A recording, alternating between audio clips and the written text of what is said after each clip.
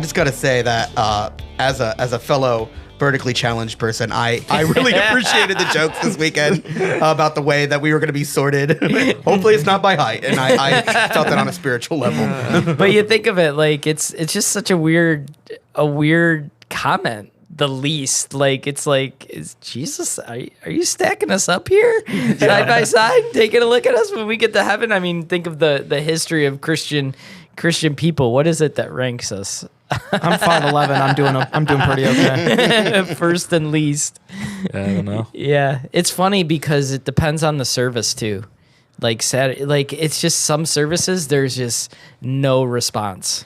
I remember Saturday, the thing that I really appreciated was when you were talking about, me and Ashley, we're talking to women. We're going to have older women talk to Pastor Scott. He doesn't know this is happening. So just go and start to talk to him. He has no idea what I'm talking about. And then he's on vacation for a week. Yeah. So. But it's just funny that our church is such a... depending on what service you come to, it's very different. Like some services, they laugh at everything I say, and then I'm even like, wow, I didn't know that was going to be funny. And then I get into another service, and you think people are going to laugh, and it's just like crickets, and you're like, oh wow, this other group is just nothing hits you harder than a joke that doesn't land. That at doesn't 11. land, Oh, right? Yeah. it did good on Saturday. It did good at 9 a.m. and then 11 a.m. Nope. Yeah. So if you're out there listening, I would encourage you to check out different services. Come to all three. That's how you get come the to all real... three. Because every message I preach too they are pretty different because I don't have my messages mapped out. I have like an outline, and then I'm just kind of talking. So Holy Spirit speaking directly to each service. Yeah, right. I've had some people tell me, that we're on worship team. Oh, these 3 totally different messages this weekend. Really good. So it makes for a good podcast, I guess. Yeah. So we started a new series this week, Discovering Your Purpose. What are you hoping for the congregation to get out of this series? Really, it's just like as you come to know who God is, what should happen in your life is you should begin to operate in the means and act in accordance with how God designed you. Like it's not enough just to know who God is and stop there. Yeah. Like John the Baptist was baptizing. Yeah.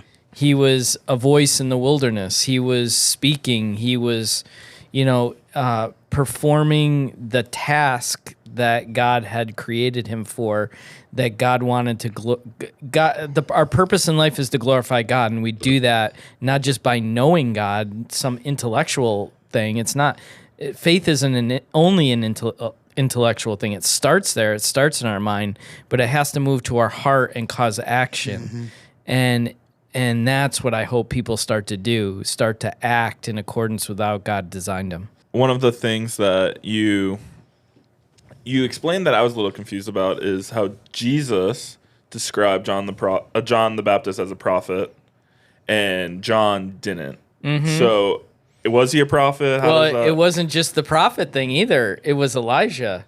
They asked him if he was Elijah, and he said no, and then Jesus said he was. Yeah. So there was 2 things that the testimony of Jesus conflicted with John's own acknowledgement of who he was. Now I by no means think that's a contradiction. That's not a contradiction in the Bible. So if you're anyone going down that road, I don't think that's what's going on. But I think just simplistically, I do think it's people were trying to define John, and we don't always know who we are and who God completely designed us to be, right? Yeah. But Jesus is saying, no, he's the one. He's the one that was, prophesied of, that would come and proclaim my coming. And I think you even see it at the end of John's life where he's even uncertain about Jesus. Yeah. Now think of that for a second. Like if anyone should not be if there's any believer like other than Jesus that should not be uncertain about who Jesus is, one of those people should be John the Baptist. I mean, he's almost in the same club as his brother and his mother, right? It's his cousin. He has a miraculous birth. He has a miraculous story of who he is in this redemptive story of history. And doesn't like in Doesn't like he like jump inside? Yeah, and Luke. Yeah, Womb when yeah. He sees, yeah. Exactly. So he's part of the story. Yeah, Luke And 1 says that. he in Jesus is his cousin, and you got to think he talked to Mary, and you got to think his mother and his father told him about who he was, and now he's outperforming it. And even John the Baptist, when he's in prison, is like telling his disciples, "Hey, go find out if he's the one." yeah. Like what in the world? Like, so I think our knowledge is never complete. Even Jesus in his humanity, his knowledge is not complete, right? He doesn't know the time or the hour.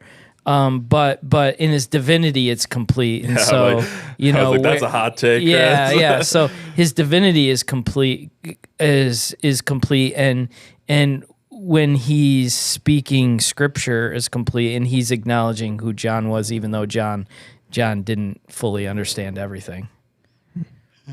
Does that make sense? So we talked a lot about labels and what we see ourselves as, what other people see us as. How do we practically start to make steps towards seeing ourselves as children of God and seeing ourselves the way the Lord wants us to see it, rather than those labels that we put upon ourselves or other people put on us? Yeah, I think there is acknowledging it. At least the way I think, everything comes into us through our minds, right? Mm-hmm. It's how we parse it, how we filter it through our minds. And then by the time it hits our heart becomes that action center, right? So it begins to motivate us and move us in a way that causes us to act in certain ways. So I think it definitely starts with a knowledge. There's something that we know and we understand that's starting to produce a knowledge in us, and it's taking baby steps. That's a good way to start it. Yeah, it's just the little things. Like get involved in a life group. Yeah. Get involved in Christian relationships. Start to just take the steps that have to do with being a Christian. And as you begin to take those steps, God's going to direct you and guide you down the road that he's created you to serve in. The thing is just taking the step. I mean, I remember when I was a young adult, I am like the most introverted person. And it's very hard for me to get into relationship and do something with people.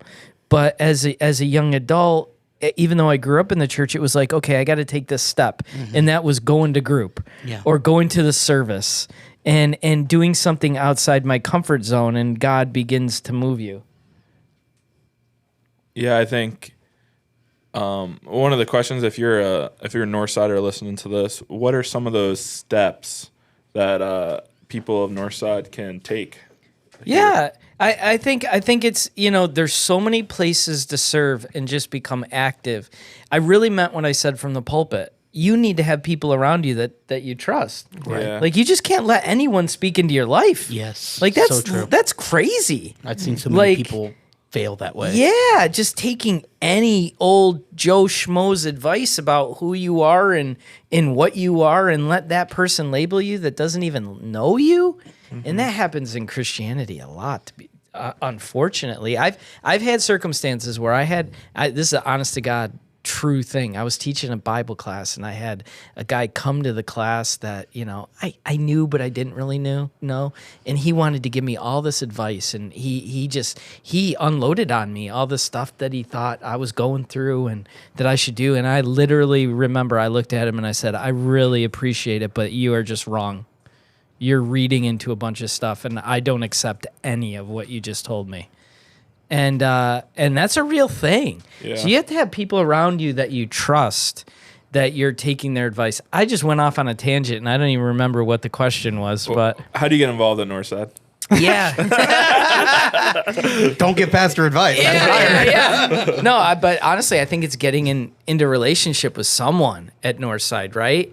You gotta find someone that you trust. Just get involved. Like, if you're a young adult, go to your Sunday evening once a month young adult meeting, or Monday or a group, or come to Upward and get involved in Upward, or talk to Pastor Scott or Danielle and greet at the front door, or be an usher. Just serve in production. Yeah, come in, but just come and be a part of something. It's more than it's the tendency we have is to come on Sunday, sing, listen to a word, and go home without engaging and interacting with anyone. And it's got to go beyond that. That's People dangerous. have to move beyond that. I think even if you're a parent listening to this, encouraging your kids to come to youth group, Yeah. encouraging your kids to become in a relationship as well, but not forgetting yourself. And there's people that are extroverts and it's really easy for them. And the people it's hard for is people like me that are introvert. I mean, it wasn't just young adult. I remember when I was a kid, I never wanted to go to youth group because it would be so hard. I don't know any of these people. How do I get to know them? And us introverts need someone, if it's our parent or a brother or sister or a friend, to help us get over those spots in our lives where we can actually get more involved in the church. As Pastor Chris was saying, there are so many ways to get involved at Northside. We have life groups throughout the whole week, almost on every single day. Our young adult ministry starts their monthly service in September. On Wednesday nights, our youth program is going on. It's from 6th to 12th grade. On Thursday nights in September, we're also going to start a kids program. And we have Northside Bible Institute. So if you're an adult, that's a great place to grow in your faith. There's just so many ways to get involved at Northside for all generations, for all types of people. And we would just encourage you, other than the weekend service, to get involved at the church.